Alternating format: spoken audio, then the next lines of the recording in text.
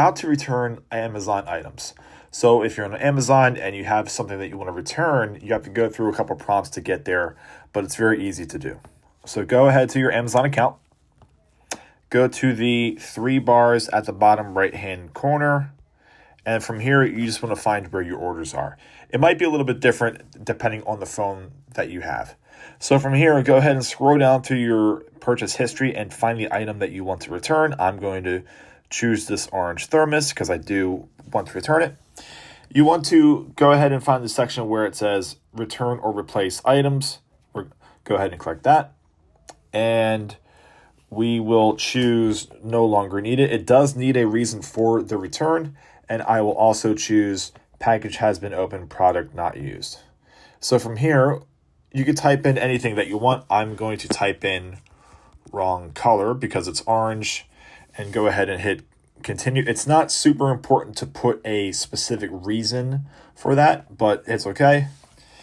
And I will just retype it again. Sometimes it gives you more prompts than other items.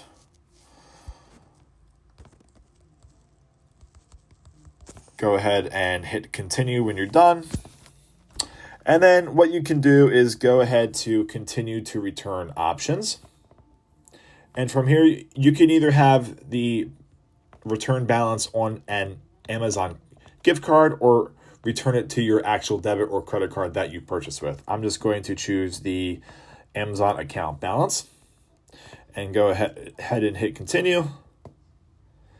And from this point, you'll be able to choose your destination where you want your actual delivery to be dropped off at. So I live near a Kohl's, so I will choose Kohl's, but you can choose Whole Foods, UPS stores, really anywhere that will take your order. But a lot of options will be free and some will actually charge you. So we can go ahead and hit Kohl's. I'm just going to choose that.